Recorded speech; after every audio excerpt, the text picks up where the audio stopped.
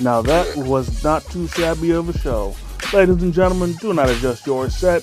I am Hitman Cos. Welcome one and all to your official review for NXT Halloween Havoc. And of course, I'm not alone in this endeavor. Please welcome, as always, the co-host, the humble man, Gary. Welcome to the contracts. Yo, what's good, my man, Cos Payton. And shit, man, ready to get into this? You know this shit. Let's do this shit like Brutus. Alright, now, before we get into the matches, I honestly kept track of this, so I just wanted to announce this. You know, seeing as it was Halloween Havoc, a few people had some interesting costumes on. To start things off, Vic Joseph was dressed as the Riddler. Oh, yep. Then Jordan Grace, she was dressed as Velma. And then the announcer Mike Rome was dressed as Art the Clown. Yeah, man. Oh my god, that was insane. Now, dogs, if it was you and you were there, what costume would you try and dress as?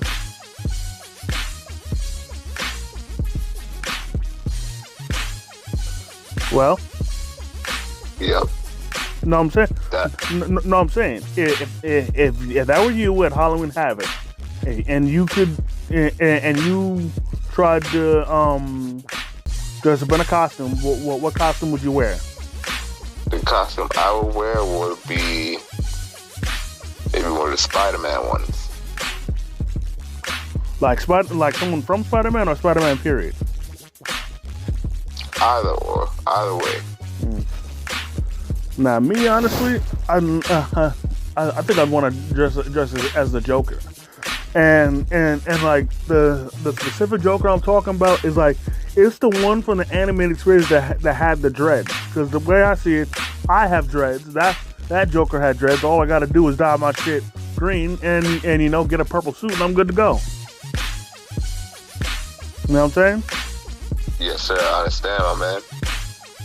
But yo, actually, there was something mad funny that happened happened mad years ago where I said this as a joke and my sister my sister didn't take the joke and got real pissy at me, whereas everybody else was able to take the joke. Where I said that for Halloween I was gonna dye my dreads blonde, get a dress, and dress up as Young Thug. Yo. Yeah, yep. No, Nayo, did you hear me? Oh, yes, sir. So what you think about that? When I think about it, I think the thing is good. So you'd be cool with me dressing as Young Thug? Oh, you dressing as Thug? Oh, that part almost. I mean, you cool dressing as Thug. I mean, that's alright with this shit. I mean, you'll probably be better than Thug. Shit. But yo, it's funny because when I told one of my family members, he told me that if he did it, he punched me in the face. Oh my god. And then when I told my sister, she got all offended and gave me an attitude and shit. Like, it's not that serious. Yeah, exactly. It's only for freaking Halloween. No. And the thing is, I was only saying it as a joke. I wasn't gonna really do it, but she wanted to get all pissy at me. You know? Yeah, that's stupid. Cause like I was making reference. You remember Young Thug's album where he had a dress on, right? Yeah. Yeah. That's why I was making the joke. Oh yeah. Wow. But I mean, they're joking. Yeah, and she wanted to get all offended with me, like come on, like I'm not serious, man. Calm yourself. Yeah, I 9,000% agree with you. Anyways, on to the premium live event. To start things off, we have Leon Slater and Javon Evans versus Dr. Iguana and La Parka. Now, ladies and gentlemen, again, we at least for me, I feel the need. I have to give a disclaimer that this is La Parka 3, because La Parka, because as everyone, well, the OGs of wrestling know, La Parka 1 is still wrestling but he is known as LA Park because he doesn't own the rights to the name. Then La Parka 2 is unfortunately is no longer with us. So this is La Parka 3. Anyways, this match was insane, man. Like let me put it to this way for y'all folks. If you guys thought that Leon Slater and Javon Evans' match that they had at the TNA pay-per-view was crazy for the limited time that was, then you ain't seen nothing yet when it came to this match. Right. And the best thing was that they had more time to work with. Exactly. But in the end, Leon Slater was able to hit his Swanton 450 splash for the win. I still think that move is pretty dope, where it starts off as a Swanton and then he turns it into a 450 splash. Now honestly, in my opinion, you know,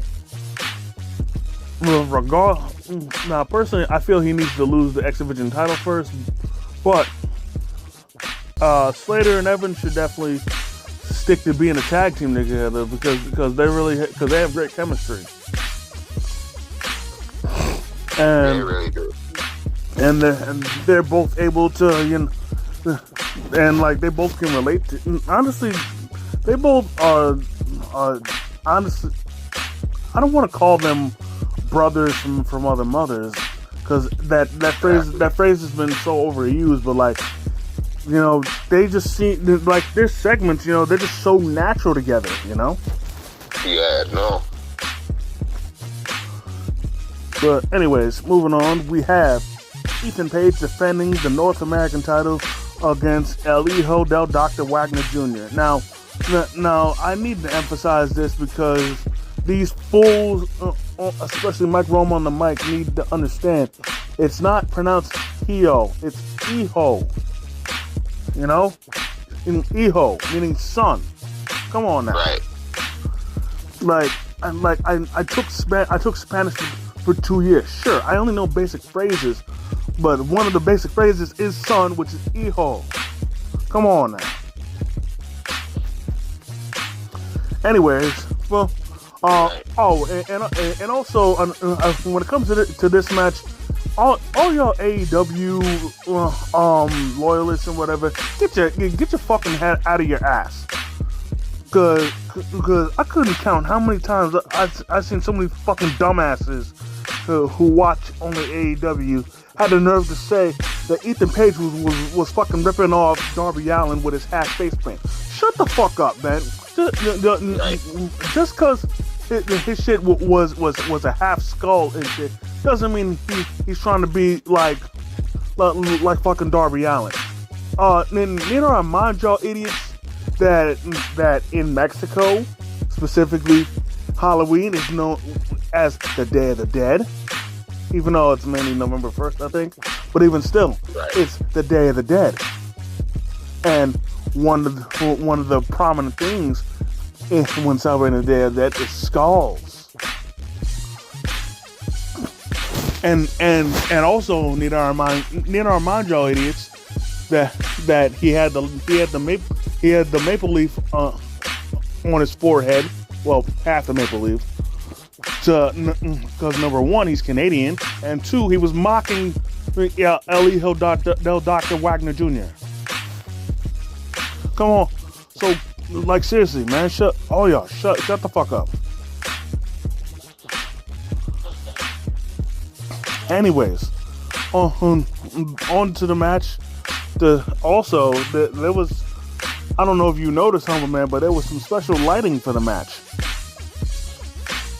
Like when the bell rang, I would there was a certain lighting that came down for the match, and it pretty much lasted the whole match. I thought it was pretty dope. Right. Yeah, like, yo, honestly speaking, that match, like, yo, the match was dope too. Yeah. Now, before we go any further, I want to address Ethan Page getting busted open, because he got busted wide open. Do you know what caused it? Yo.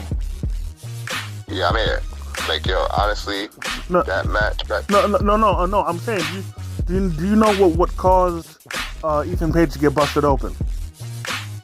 What caused Ethan Page to get busted open? That's honestly difficult to try and predict.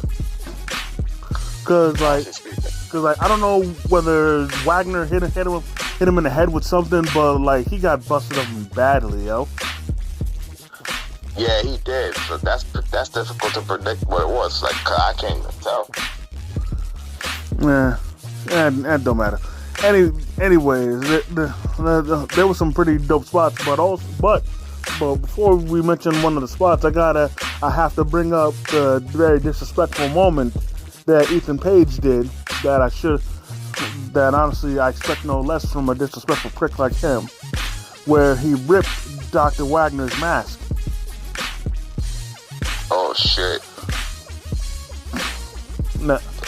Now, thankfully, most of his face was still concealed, but, you know, still. Yeah. Yeah. Then one thing I thought was pretty dope was when, with the help of a trash can, Dr. Wagner hit Coast to Coast. Now, right. Like I said that. No. Now, here's my issue with Coast to Coast. Don't get me wrong, it's a great move. You feel me? But like, I'm starting to not like the move just because when you hit the move, you land hard on your back. You know? Exactly like Rey Mysterio does. Exactly. Brett never did Coast to Coast. Oh, no, I'm wildin'. Shane McMahon did Coast to Coast. Oh yeah, I don't know what the hell I was thinking. Yeah, do it right like Shane. Like if they want to. No, because Shane also hit his back as well. Yeah, that too. So I'm wild. I'll take that part of that back. I'm sorry. But you know what? I think what you were confusing it with Rey Mysterio was the West Coast pop. Yeah, that's what it was. Yeah. It understandable. Both of them got coast in it, so you know it is what it is. Right. And then you know, if you do enough of the coast to coast, you're gonna injure your back. You know. Exactly. Like regardless of whether or not the move connects. Exactly. And then in Seth Rollins' case, he didn't do it in the form of a drop kick, but with the way he did it, he still injured himself. So like, exactly. And now he's out for 6 months, and that's like my biggest issue when it comes to doing coast to coast. Oh man. You know, because sure, you know, it might look cool with you having enough extension and hops to be able to you know, to do it, but like at what cost, you know? Exactly. And don't get me wrong, I appreciate all the moves that each and every one of the wrestlers do, you know, to entertain us. But like, don't do a move if it's gonna come at the risk of your health, you know? Exactly. That's why I always appreciate the Hardys, especially Jeff, for everything they put their bodies through. But at the same time, it's cost them. Anyways, back to the match. You know, for Paige, just ripping the mask wasn't enough, because there was a time where he started fucking with Wagner's mask, and then to make it hard for him to see. And then while doing that, he then threw Wagner into a chair he had propped up in the corner. Yeah, exactly. Then there was a time where it looked like it was going to be over, where Paige hit Eagle's Edge through the trash can, but there was a kick out. And then, unfortunately, Wagner set himself up for failure because he set up a table in the corner. And let me be specific. He set it up in the corner. He didn't prop it up against the corner. He set it up in the corner. To which then, both him and Paige went to the top turnbuckle, and I'm assuming that Wagner was gonna hit him with his finisher or something through the table, but Paige once again started fucking with Wagner's mask, to which he turned it the opposite way, thus blinding Wagner, and then he was able to turn it back around, but the second he turned it back around, Paige threw powder in his face to blind him, to which then he hit the twisted grin through the table, and Ethan Page is still the North American champion. Now, again, I know I said it last NXT pay-per-view, but I think we need to start talking about Ethan Page being among the best North American champions, because he's consistently had great title defense after great title defense, each match being so wonderful, and he's had a very good reign. I can't argue. Yeah, I mean, that match was great. Yeah, and I'm saying, Paige, he's really being one of the best North American champions ever, Honestly speaking, yeah, he was, and I'm gonna have to say that match right there is one of my favorite matches, and it was a good match. That match out on Havoc. Yeah, and man, I don't know. He just might become the longest reigning. I don't know. Honestly, I wouldn't mind if he does it all. He's a good champion. He's great talent. That match is very great. Yeah. Moving on, we have Zarya versus Blake Monroe. Now, for those of y'all that don't know, Sol Ruka injured her leg, as we discussed, as we've mentioned in the contract before. So Zarya agreed to take her place to defend the North American title. Now, on to the match, and honestly, I expected this outcome. I just didn't want it to happen the way it did. But anyways, towards the end of the match, Zarya's shoulder was hurt, and I didn't expect this. But then Sol Ruka pushed Zarya into the post, which pretty much popped her shoulder back into place. But the ending of the match came where Blake pretty much lured Zarya into chasing her, to which then she kicked Sol Ruka's crutch, and then that pretty much suckered Zarya in, to which then she hit the glamour shot outside and hit it again on the inside, and Blake Monroe is the new Women's North American Champion. Now, don't get me wrong. Normally, I'm all for a heel cheating to win a title, but it was something about this that just pissed me off. But I think for me the biggest thing that got on my nerves was the fact that and also at the same time, the more I think about it, the more I feel it makes sense. As sure, Soruka lost her title, but because it was Zarya, it protects her because she didn't get pinned to lose her title. And once she gets healed, she'll take it back.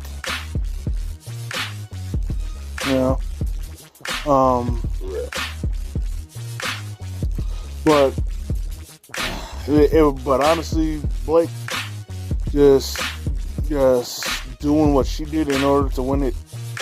That shit just got on my nerves. Anyways, moving on. We have JC Jane defending the NXT Women's title against Tatum Paxley. Now, before the match, I couldn't help but notice that every member of the Culling, including Paxley, they were wearing all white. Hey yo. Yeah. I don't think you heard me. Yeah. What part was that? No. Remember, the Culling was wearing all white. Oh yeah. No. I don't think you're hearing me.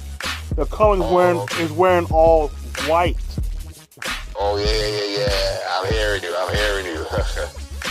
You know where they were at. You know where they're at, right? Yeah. Where they at? I'm saying all white, everything. Yep. So where were they at? They were at where was it? I'm trying to think. Where the fuck I can't get it. Diddy, man, Diddy. Oh, that Diddy part. Oh. Yes, sir. Get your baby already. They were at Diddy. They were at the Diddy party. They were at the freak off. Oh yeah.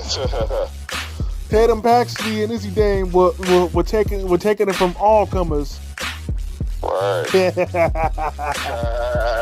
Word. That's a go. Yeah. Well, again, ladies and gentlemen, this is only jokes. This is only jokes. Exactly. So not to offend anybody. Anyways, yeah. On to the match. There was a interesting moment where Tatum slid out of the ring and blocked JC Jane's punch, and then she went under the ring, in which JC tried to give chase. However, she couldn't see it. She couldn't see where she went. To which then Tatum went to the other side of the ring, hopped over the ropes, and tried to attack her. However, Jane was able to catch her, put her under the ring, and hit her with a guillotine. Exactly.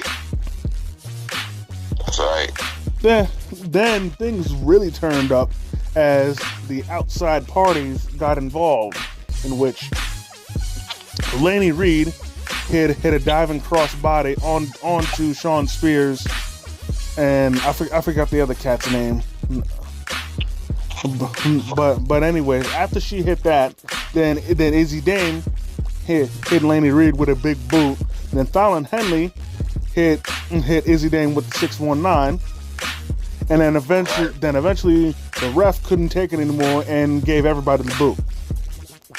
Yeah, that's correct. Well, technically, first he gave the Culling the boot, to which then, after a few seconds of the ref seeing Fatal Influence laughing at them, he then gave them the boot. Exactly, he did. But this wouldn't be the last we'd see of all four of them, because at the end of the match, what happened was, the Culling came back out, to which Spears and the other cat was distracting the ref. To which then Izzy Dame popped the. Hold up! Before that, Spears and the other cat came down to distract the ref. To which then Fatal Influence came and jumped on their backs. And while the ref was busy messing with them, Izzy Dame came from the other side of the arena while the ref wasn't looking and had her hand on the title. And from the looks of it, it looked like she was gonna hit Tatum Paxley with the title, but Paxley ducked, and she did not hit JC Jane with it because before it would have hit Jane, Jane punched her in the face. Right. And then afterwards, no, she hit her with the rolling encore. And then after Jane hit Izzy with the rolling encore, this left her wide open, to which Tatum Paxley hit the cemetery drive, and finally, after going 0-11 in title matches, Tatum Paxley is the new NXT Women's Champion. Yeah, that was a great match. That was fucking awesome, man. Let me tell you, I was barking out over her winning. Word, bro. I was so happy. Yeah, it was good. Like, if anybody deserved it, it was her. Fact. That's a fact. You know what I'm saying? And then after she won, the culling, mainly Izzy, pivoted and was celebrating with her. Oh, word. That's a fact. It's good. That's really good. Yeah.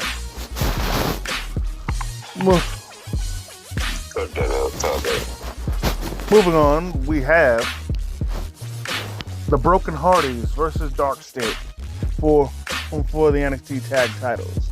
Now, first off, before we get into the match, I gotta give a big shout out to Jeff Hardy, or Brother Nero, for his face paint. If you weren't paying attention, was inspired by The Fiend. Oh yeah. And again, as always, rest in peace to Bray Wyatt, man. We miss you, baby. We miss you, Bray. And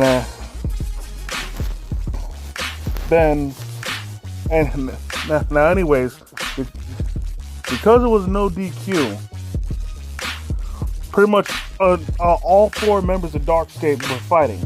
But officially, Deion Lennox and Osiris Griffin were the competitors in the match.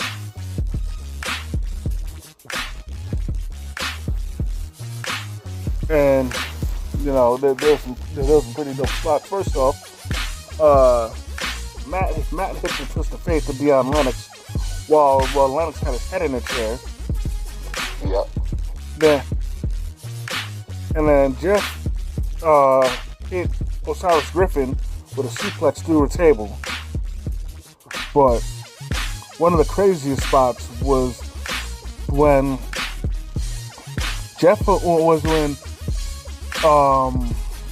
Saquon Sugar and Cutler James were laid out on tables outside the ring, in which Jeff Hardy hit a swanton bomb on the Saquon Sugar through said table, and then afterwards, Matt Hardy hit his leg drop off the ladder through Cutler James through the table. Yes. Then later on, I'd say Deion Lennox and Osiris Griffin gave a shout out to the Dudleys, whom the Hardys faced in their final match, as they hit the 3D.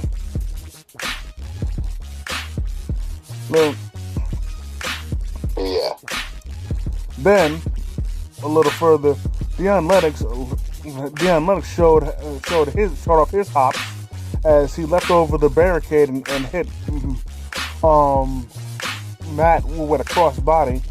And immediately afterwards, Osiris Griffin channeled his inner Braun Breaker and speared Jeff through the through the barricade. Yeah, I said something about the outfit, but I'm already have to take it back. No, go ahead, what? Just that his outfit when he was just all blue. Side here, when he was just all blue. Oh my bad. Oh, blue. No. Jeff was wearing all red. All red. I'm wildin'. Oh, damn. Why did I even break up? I'm sorry, but disregard that, my man. The way they just, their costumes they was wearing, no problem. They did put on a good match, honestly speaking. This match, too, was good. Yeah. Then, at the end of the match, Jeff attempted to hit the Swanton Bomb on Osiris Griffin, who was laid out on a couple of tables. But Griffin got out the way, and Jeff caught nothing but the tables. Right. Then Dark State trapped Matt in the Tree of Woe. To which then, and I thought this was dope. First, Osiris put Jeff on his shoulders, and then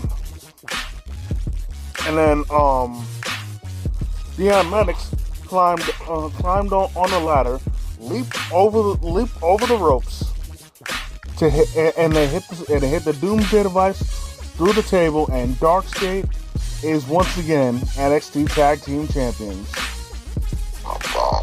Now here's the thing. I really like Dark State, but I was not expecting them to win. I thought because it was, a broken rules match, I thought they were gonna lose. Right. But yeah, but considering this match and the Day of the Dead match, I think at least with this Premium Live event, I've learned one thing. No, you know what that is? What's that? Whoever makes the stipulation, and it's a special stipulation for them, they are more than likely going to lose. Right. Because at this event, two wrestlers had made a special match that was meant to favor them, but they both lost. Exactly. Anyways, moving on to the main event, we have Ricky Saints defending the NXT title against Trick Williams. Right. That was a good match. Now, forgive me for sounding like a broken record, but do you know what happened to get Ricky Saints busted open? Because he got busted open too. And two, yes, good question. I'm wondering now. Another thing too, I just wanted to say back, this match, I didn't get to see much at Blake. Not to change the topic, that Blake Monroe match that was a great match too. Yeah. That was this match where how Ricky Saints got busted open too. That's hard to predict. I don't even know how the hell that happened. Yeah, it's whatever. Anyways, right. Trick, was giving a shout out to Booker T and hit the bookend through the announce table. Yeah, he did. And he even did hit the trick shot, but Ricky kicked out. Right, exactly. I can't lie. Ricky hit this rebound clothesline, similar to what Mox does, but it looked like really, really sloppy. I'm sorry. Oh man. But in any case, he still afterwards hit the spear on Trick, and then hit his rope-assisted tornado DDT and Ricky Saints is still the NXT champion. Now, there's two things I gotta put in place. Number one, for those of y'all that are wondering why he didn't use Rochambeau against Trick or even Obafemi, is because both of them are bigger than he is, and so he wouldn't be able to perform the move. Because and it's not that he's weak; it's that height-wise, they're too tall for him to be able to do the move. Whereas I think Obafemi was like 6'3" or something like that. 6'2", 6'3". Either way, he was too tall. And then Trick, he's way too tall. He's at least 6'5", you know? Yeah. So that's why lately he's been doing the tornado DDT. Now he's still gonna use Rochambeau, just not against tall opponents or heavy opponents. But there was something pretty interesting that happened after the match. Was that after Ricky won, Booker got tight. Yeah, he did. Because after Ricky won, he threw off his headset. So I can't lie, that shit was funny. But Book, after the movie, I know he was serious though. Yeah. But funny, Book, he's a major supporter of Trick Williams. Right, exactly. Yeah, good match, but yeah, good match too. Yeah. Then after Ricky celebrating his win, the camera panned to outside, to which Culling was being interviewed following Tatum's win. And one thing I noticed was that the interviewer was trying to question Izzy Dame as to what she was planning on doing in the match, as far as what she had when she was holding the title. But Izzy kept changing the subject and focusing the attention back to Tatum. So I definitely like to see where this is gonna end up down the road, you know. But I gotta say this was really good. You know, I expect nothing less from NXT as per usual. You know,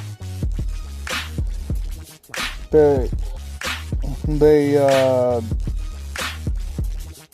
unlike the main roster, they have a knack for consistently putting on good shows. Good premium live events. You know what I'm saying? And right, yeah, and it's just what they do. You know. But with that being said, let's go do it for this episode of the Contracts. Ladies and gentlemen, I definitely want to thank each and every one of y'all for taking the time out of your busy schedule to come and chill with your boys. I definitely want to thank the Humble Man for coming through as always, kicking his wrestling knowledge. Yep. You already know my man cosplaying. Yep. This is the place to come, understand. We're going to do up that predictions and results. And, this was a great pay-per-view. Most definitely. Yeah. So, if you guys enjoyed this video, go ahead and hit the like button. Comment if you feel like it. If you're new to the channel, please subscribe and hit the notification bell so you never miss a new video. And as always, by way of Struggle Vision Productions, it's the Hitman and the Humble Man. And if you see us coming, run.